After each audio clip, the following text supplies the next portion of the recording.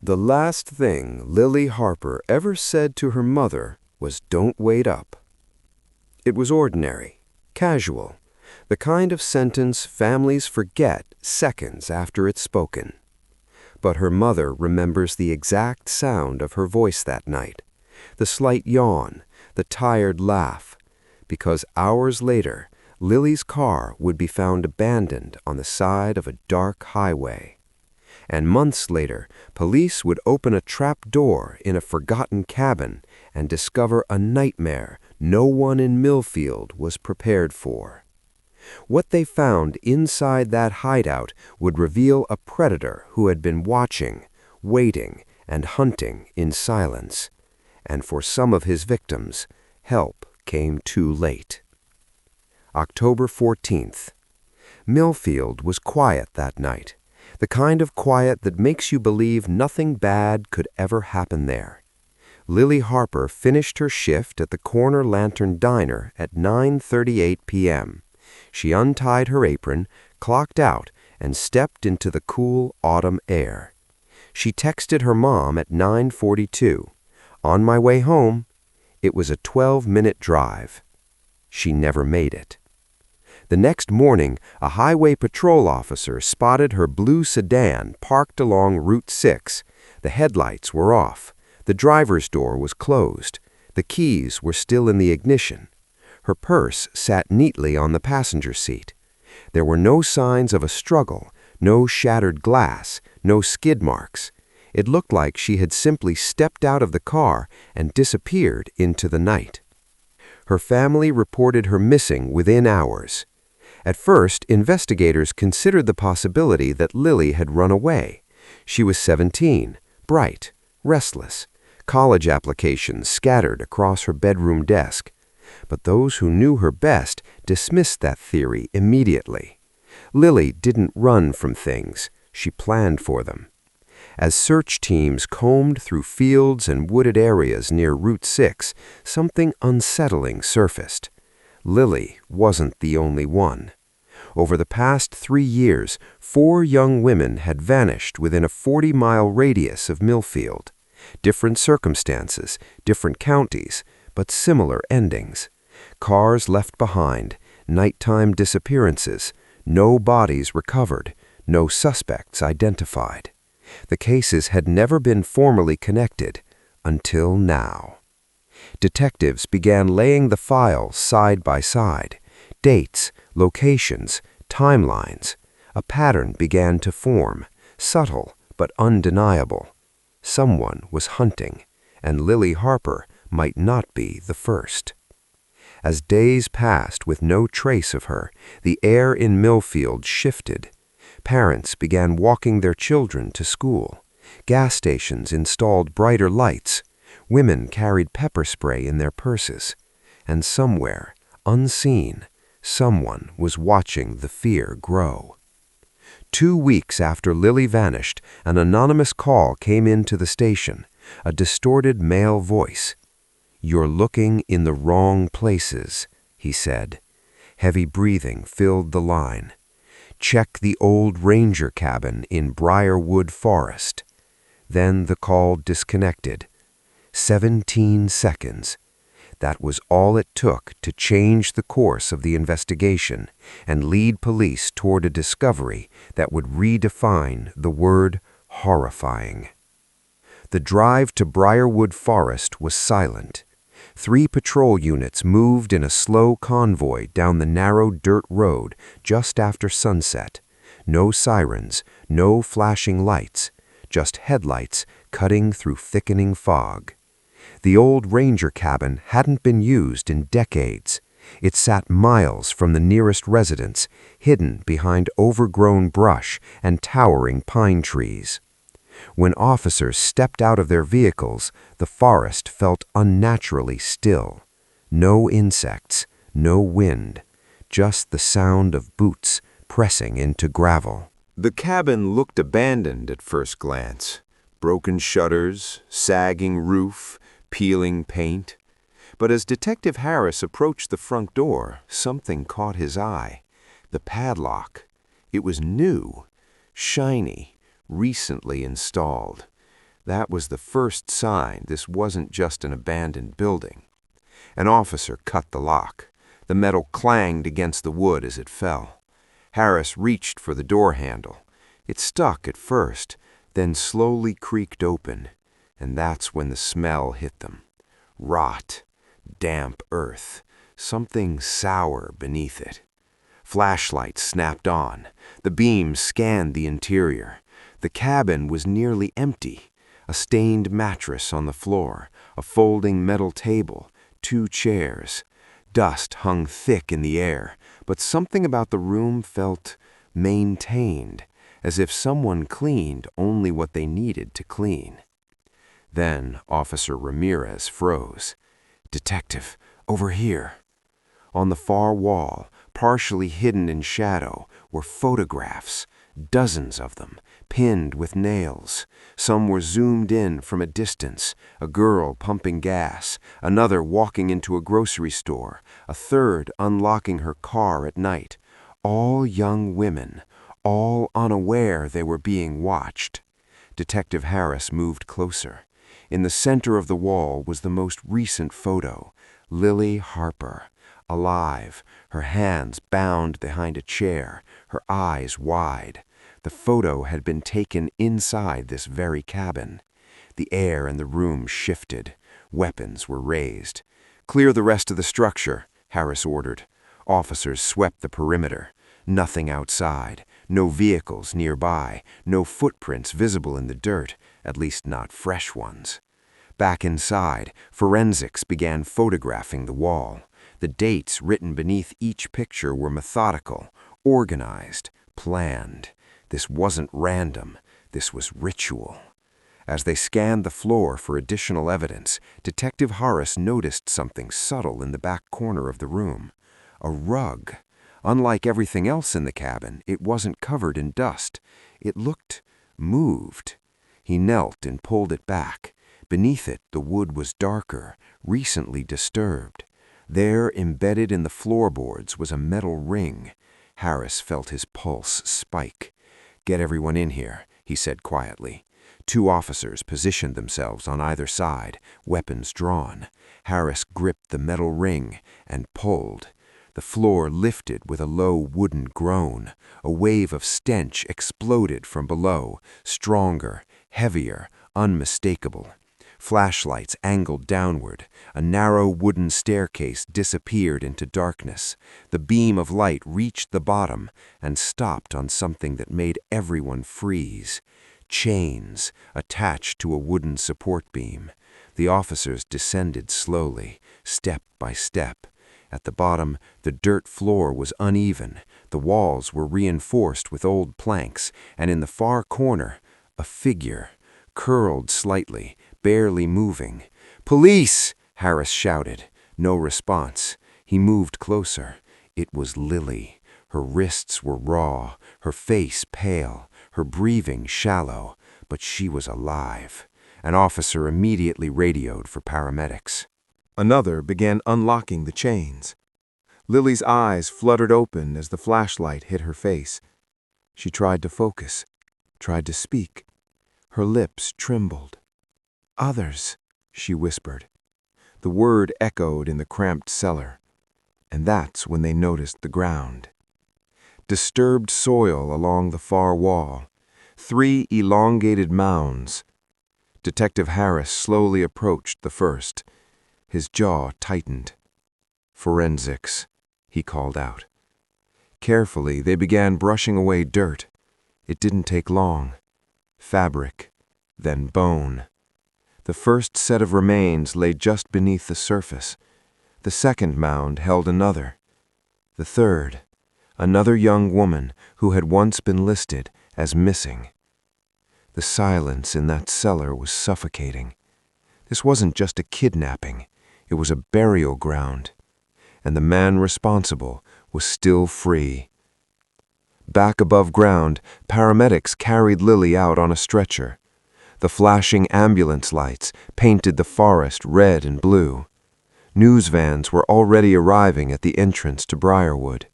Word had spread, but no one yet knew the full horror of what had been uncovered. Inside the cabin walls, officers would soon find hidden compartments. Inside those compartments, journals, photographs, videotapes, records of surveillance stretching back years. The cabin wasn't just a hideout, it was a hunting base. And somewhere out there, the hunter was watching the chaos unfold. Maybe listening to police scanners, maybe already planning his next move. Because predators don't stop when they're discovered. They adapt. And the clock was ticking. By sunrise, Briarwood Forest was no longer just a crime scene. It was proof. Proof that the disappearances were connected. Proof that a serial predator had been operating in Millfield for years. And proof that he was still out there. Inside the cabin, investigators worked through the night. Hidden behind loose wooden panels, they found journals, dozens of them, each labeled by date, each written in the same tight, controlled handwriting. Inside were surveillance notes, daily routines, favorite coffee orders, class schedules, work shifts. The killer had studied his victims long before he ever approached them. He wrote about selection, about preparation, about timing. In one entry, written just days before Lily vanished, he described watching her leave the diner. She walks alone, confident, unaware. She will be ready soon. Detective Harris felt a chill reading that line. This wasn't impulsive violence. This was planning, precision, obsession. In another hidden compartment, officers discovered a small external hard drive wrapped in plastic. Forensics recovered hours of footage, secret recordings taken inside the cellar. Some showed victims begging. Others showed the killer speaking calmly to the camera. His face was never fully visible, but in one reflection, barely noticeable, investigators caught something critical. A partial image. A man's jawline, a distinct scar running from ear to chin. The footage was enhanced, cross-referenced with DMV records, and that's when a name surfaced. Daniel Mercer, 42 years old, freelance handyman, no prior criminal history, lived alone just outside Millfield city limits. His driver's license photo showed the scar, same placement, same angle, same cold eyes. Vehicle records linked him to a white utility van registered in his name. Witnesses from previous disappearances remembered seeing a similar van near gas stations and parking lots. It had blended in. Work vans always did. Detectives wasted no time. A warrant was issued. At 3:12 a.m., tactical units surrounded Mercer's home. The house sat at the end of a gravel driveway, partially hidden by trees. Lights were off, no movement inside. The front door was breached. Officers flooded in. "Clear!" Room by room, the house appeared disturbingly normal.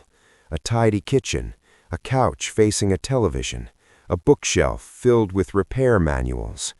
But the air felt staged, like a model home. No personal photos, no signs of warmth, just order. Downstairs in the basement, they found more. Industrial cleaning supplies, heavy-duty plastic sheeting, metal hooks mounted into ceiling beams, and a large chest freezer plugged into the wall. An officer opened it slowly. Cold air spilled out. The freezer was empty, but not used. Forensic swabs revealed trace biological evidence. Blood, recently cleaned. Mercer wasn't there. His bed had been slept in, but his closet was missing several items. A duffel bag was gone. So was his van. He had left in a hurry, which meant only one thing. He knew. Back at the station, investigators pulled phone records. Mercer had purchased multiple prepaid phones over the past 2 years. One of those devices had pinged near the police station 2 weeks earlier. The anonymous call.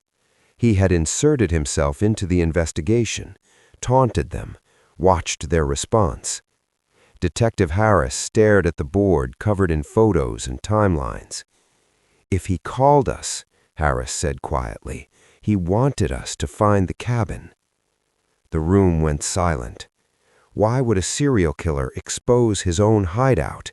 Unless he was done with it. Or worse, he had another one. The FBI was brought in within hours.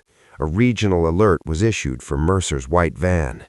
State lines were notified, highways monitored, gas stations contacted. News coverage exploded. Serial killer on the run. Parents locked their doors earlier than usual. Women avoided walking alone. Millfield was no longer quiet. It was afraid. 48 hours passed with no confirmed sightings. Then, just after dusk on the second night, a call came from a neighboring county. A park ranger reported a white utility van parked near a remote hiking trail. Engine cold, doors locked, no one inside. SWAT teams responded immediately. The forest terrain was dense.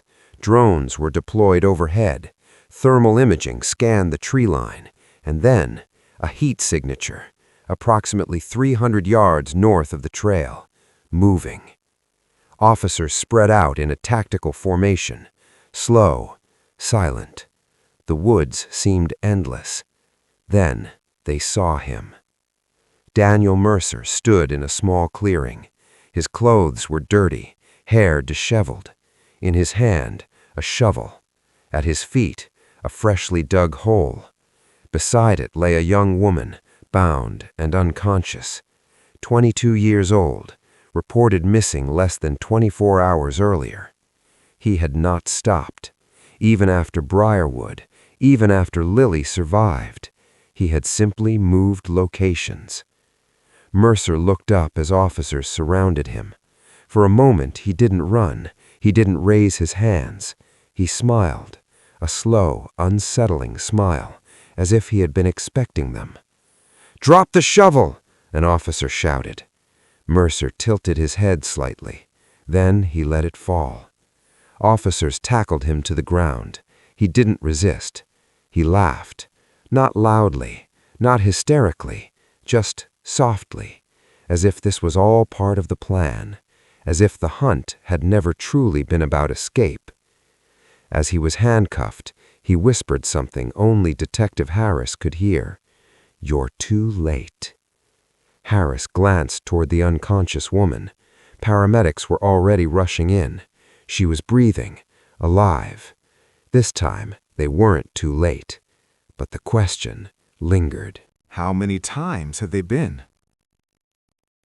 As Mercer was placed into the back of the patrol vehicle, flashing lights illuminated his face.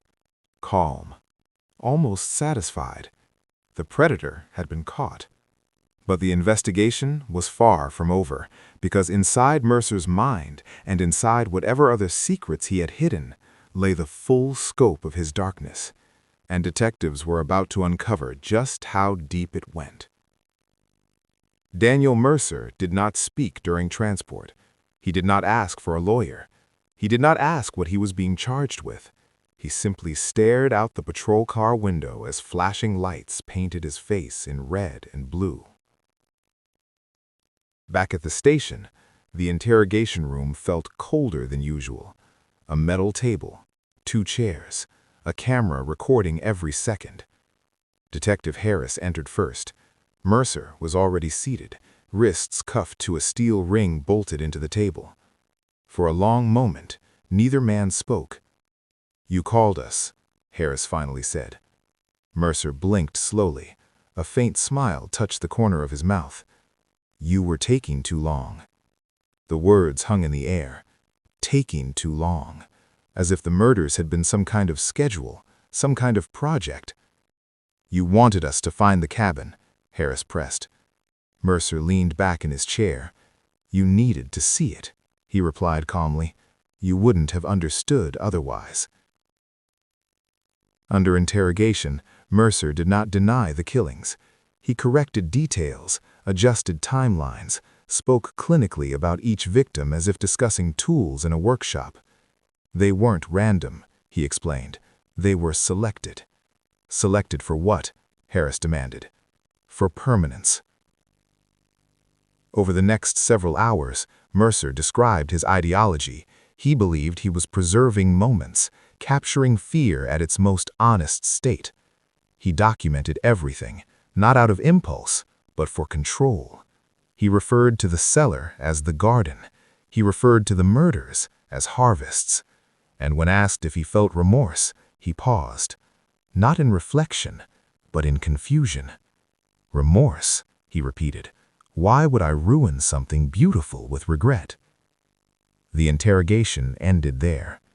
Psychological evaluations later determined Mercer exhibited extreme narcissistic and psychopathic traits, but insanity was not an option.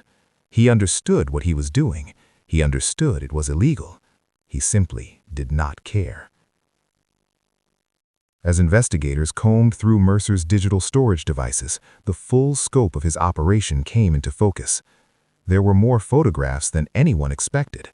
Hundreds, not all of them victims. Some were women who had narrowly escaped becoming targets. He had followed them for weeks, studied their routines, recorded their vulnerabilities. But something had disqualified them. In his journals, he wrote about compatibility, timing, atmosphere. It was ritualistic, controlled, cold. One discovery shook the entire investigative team. A second property, purchased under a Shell LLC 30 miles outside Millfield. A storage unit in a rural industrial park. Inside it, officers found construction materials, wooden planks, chains, lighting equipment. Mercer had been preparing another location, another hideout. The cabin in Briarwood had not been the end. It had been phase 1. The trial began 11 months later. By then, national media had labeled Mercer the Briarwood Butcher. The courtroom was packed. Families of the victims sat in the front row. Lily Harper entered quietly, walking beside her mother. She looked stronger than she had in the hospital, but her eyes carried something older. When Mercer was brought in wearing a jail-issued suit, he scanned the courtroom calmly. His gaze stopped briefly on Lily. He did not smile this time. He simply observed her, like he had observed her before. The prosecution laid out the evidence in meticulous detail. Forensic experts testified about DNA recovered from the cellar. Digital analysts explained how Mercer encrypted his files. Medical examiners described the condition of the victims found buried beneath the cabin. The courtroom grew heavy during those testimonies. At one point, a victim's father had to be escorted out. Mercer watched it all with detached curiosity, as if the trial were a documentary about someone else. When Lily took the stand, the room fell silent. She described waking up in darkness, described the chains, described Mercer's voice, how he would sit in the corner and talk about fate, how he would sometimes play music softly while writing in his journal. "He told me I was different," Lily said, her voice steady but quiet. "He said I would last longer than the others." Her mother gripped a tissue in the front row. "And when the police came?" the prosecutor asked gently. Lily swallowed. "I thought it was part of the game," she said. "I didn't believe it was real." Mercer showed no visible reaction to her testimony. No anger, no remorse, just stillness. The defense attempted to argue diminished capacity. They referenced his isolated upbringing, his lack of social development. But the prosecution dismantled those claims quickly. Mercer had planned meticulously. He covered his tracks. He adapted. He understood consequence. After 3 weeks of testimony, closing arguments were delivered. The jury deliberated for less than 4 hours. Guilty on all counts. 5 counts of first-degree murder, 2 counts of attempted murder, kidnapping, aggravated assault, unlawful imprisonment. The sentencing phase was swift, life imprisonment without the possibility of parole. As the judge read the sentence, Mercer tilted his head slightly, almost amused. When given the opportunity to speak, he stood slowly. "I will be remembered," he said calmly. "You can bury me in a cell, but what I created will outlive all of you." Gasps echoed through the courtroom. The judge ordered him removed immediately, but his words lingered. After the trial, Briarwood Forest was closed temporarily. The cabin was demolished, the cellar filled in, the land cleansed. But locals say the air never quite felt the same. Investigators later confirmed that Mercer had stalked at least 30 potential victims over 5 years. 30 lives that came dangerously close to disappearing. 30 families who would never know how close they came to tragedy. In prison interviews conducted months later, Mercer attempted to explain himself again. He claimed he had given the victims meaning. But meaning does not come from suffering. It comes from survival. And Lily Harper survived. She graduated high school the following spring. She left Millfield for college 2 states away. She refused to let the cabin define her. But every October 14th, she lights a candle for the girls who didn't make it out. Because while the predator sits behind bars, the memory of what he did remains buried in Briarwood Forest. And the most chilling truth of all? For years, he walked through town unnoticed, held doors open for strangers, fixed fences, smiled politely. A monster doesn't always look like one. Sometimes he looks exactly like everyone else. Digital analysts explained how Mercer encrypted his files. Medical examiners described the condition of the victims found buried beneath the cabin. The courtroom grew heavy during those testimonies. At one point, a victim's father had to be escorted out. Mercer watched it all with detached curiosity, as if the trial were a documentary about someone else. When Lily took the stand, the room fell silent. She described waking up in darkness, described the chains, described Mercer's voice, how he would sit in the corner and talk about fate, how he would sometimes play music softly while writing in his journal. "He told me I was different," Lily said, her voice steady but quiet. "He said I would last longer than the others." Her mother gripped a tissue in the front row. "And when the police came?" the prosecutor asked gently. Lily swallowed. "I thought it was part of the game," she said. "I didn't believe it was real." Mercer showed no visible reaction to her testimony. No anger, no remorse, just stillness. The defense attempted to argue diminished capacity. They referenced his isolated upbringing, his lack of social development. But the prosecution dismantled those claims quickly. Mercer had planned meticulously. He covered his tracks. He adapted. He understood consequence. After 3 weeks of testimony, closing arguments were delivered. The jury deliberated for less than 4 hours. Guilty on all counts. 5 counts of first-degree murder, 2 counts of attempted murder, kidnapping, aggravated assault, unlawful imprisonment. The sentencing phase was swift. Life imprisonment without the possibility of parole. As the judge read the sentence, Mercer tilted his head slightly, almost amused. When given the opportunity to speak, he stood slowly. "I will be remembered," he said calmly. "You can bury me in a cell, but what I created will outlive all of you." Gasps echoed through the courtroom. The judge ordered him removed immediately, but his words lingered. After the trial, Briarwood Forest was closed temporarily. The cabin was demolished, the cellar filled in, the land cleansed. But locals say the air never quite felt the same. Investigators later confirmed that Mercer had stalked at least 30 potential victims over 5 years. 30 lives that came dangerously close to disappearing. 30 families who would never know how close they came to tragedy. In prison interviews conducted months later, Mercer attempted to explain himself again. He claimed he had given the victims meaning. But meaning does not come from suffering. It comes from survival. And Lily Harper survived. She graduated high school the following spring. She left Millfield for college 2 states away. She refused to let the cabin define her. But every October 14th, she lights a candle for the girls who didn't make it out. Because while the predator sits behind bars, the memory of what he did remains buried in Briarwood Forest. And the most chilling truth of all? For years, he walked through town unnoticed, held doors open for strangers, fixed fences, smiled politely.